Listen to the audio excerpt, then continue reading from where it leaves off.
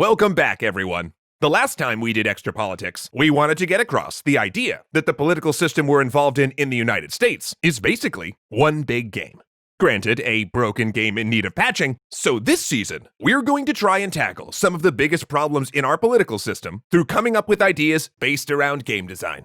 And while we know these topics are immensely complex and can't possibly be covered completely in a short video, we still feel like starting the conversation and pitching some larger, possibly difficult ideas is a good place to start.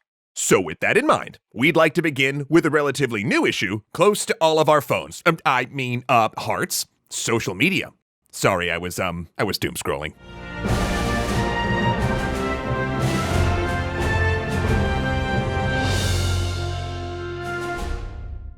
Back in 1997, the way that human beings would communicate with one another changed forever with the launch of 6 Degrees, considered to be the very first social media platform. And that shift in how we share information may have opened the door for forces designed to break down democracy's functioning at its very core. For generations, the only people capable of broadcasting information to large audiences were, for better or worse, professionals who followed certain rules, like including relevant context, following FCC guidelines, and properly vetting sources. This system created fairly reliable news sources that for the most part could be trusted, which was important because healthy democracies require well-informed citizens. If news sources are poor, how can we possibly make wise decisions about which policies and people to support? We can't. Cut to now, and many people's main starting source of information is social media. And because the information presented by social media still feels like these older forms, we've ported over some of that leftover media trust, even though the rules that existed for the older forms don't apply here. On top of that, as social media-based news began competing for our eyeballs, those in charge leaned on a time-honored and unflattering truth about humanity. Fear and outrage attracts our attention far more than calm analysis. Then social media companies, not beholden to the same rules as previous news sources, encouraged far more fear and outrage-based content to generate more clicks and revenue. Now, surrounded by all this negative news, we did what humans often do when presented with hostile viewpoints. Surround ourselves with like-minded people, creating bubbles based not only around hobbies or physical location, but also by our chosen brand of fear and outrage. Oh, and wouldn't you know, social media provided a very easy space to facilitate that as well. Now our truth is defined by the people and news sources that make up our bubble's echo chamber and not outside analysis of information. Oh man, I sure feel safe. Wait, no I don't. Why don't I feel safe? Well, it's probably because modern social media bubbles deflect outside viewpoints in a way our pre-social media bubbles just couldn't. In our current bubble world, new ideas aren't given a fair hearing because only news heard from inside our bubbles are believed. And that presents a ripe target for tech-savvy bad actors who want to influence a group's thoughts. And this happens way more often than most people realize. Here's an example of one common approach. Meet Tam. There he is, happy in his bubble, created over a couple years on Facegram. Then out of the blue, a new person named RageDuster2000 sends Tam a friend request. Okay. Well, Tam doesn't know RageDuster2000, but they seem to post good articles with interesting headlines. Oh, and they have 1,200 followers, so they're probably trustworthy. And look, RageDuster2000 is also friends with the real Cyber Zoe, who's been the go-to cat meme person in Tam's bubble for a while. Since they know each other, Tam accepts RageDuster2000's request and then proceeds to check out a news story they just posted. Tam then shares the story and is rewarded with internet love in the form of his own likes and reshares. What Tam didn't know is that RageDuster2000 and the real Cyber Zoe accounts are actually run by the same person, along with 1,200 other accounts to brute force likes and shares. Because the cost of having 1,200 bot accounts is roughly the same as having one. Thanks, technology.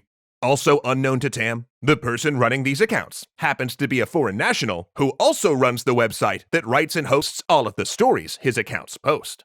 By abusing exploits in how we interact with social media, one person can become someone's main source of information, and by proxy, affect the opinions they share with others. RageDuster2000 is now free to feed Tam any information, even absolute lies, and he's likely to believe them, because it's everywhere in his feed, so it must be true. And look, you might not think it could happen to you, but at some level, it happens to all of us who use social media, myself included. So, now that the problem is laid out, how can we use game design to fix these exploits in our social media system? Well, for inspiration, I'd like to buy a vowel and then take a spin on the Wheel of Fortune!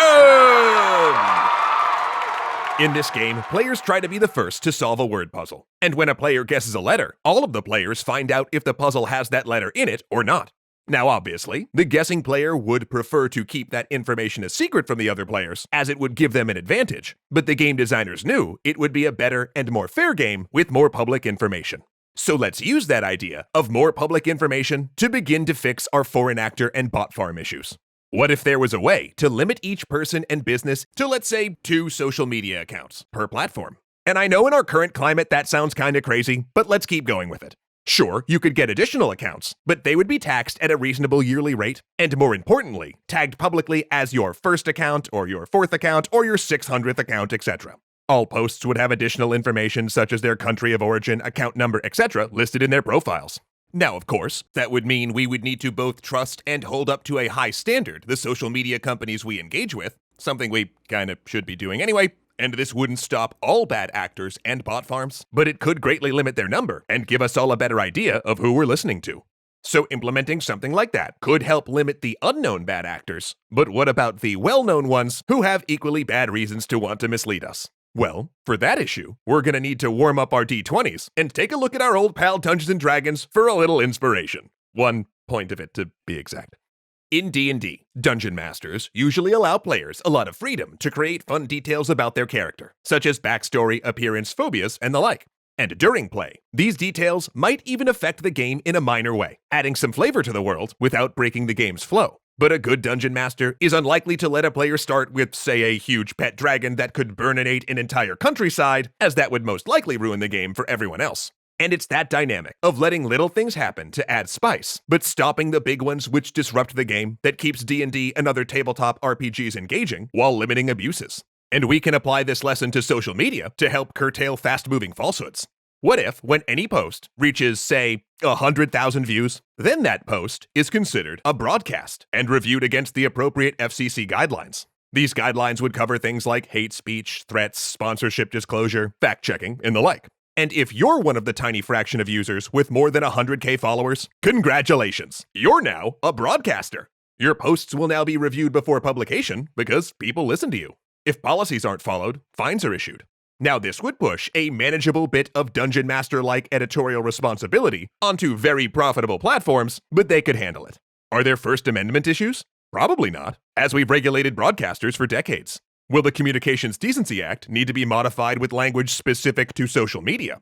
Oh, yeah, absolutely. And would we have to work at having governments in place that we believed would be fair enough to enact all of these rules? 100%. And we'll be chatting about some ideas for that in later episodes. But all that work and legislation would be worth it if it helps us get better news through social media. Now, is 100K followers too low for this, or too high for this? I mean, that we can tweak. But the point is to set rules to allow the little communications that make social media joyful and helpful, and put a check on the communications that could possibly cause real harm.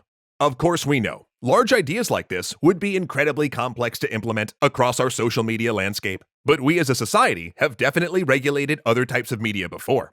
And even if the ideas that we present here aren't perfect, we're going to need some system-wide ideas if we want to fight back against the threats that the misuse of social media presents.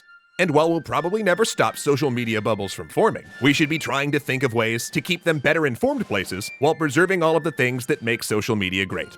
But what do you all think? Are we crazy for thinking this large? Do you have any ideas on how you'd like to fix social media? Let us know, as politely as possible, in the comments below. You know, I hear there is a big election coming up. So on Election Day, we're hosting an all-night extra politics stream over on our Twitch channel. We'll be reviewing poll numbers, making predictions, and all hanging out together, cordially discussing politics, and we'd love to have you there for the conversation. It all starts at 6 p.m. Eastern Standard Time on November 3rd at twitch.tv/extracredits, and we'll be running until we either have the results or it's clear we won't get them for some time. Hope to see you there.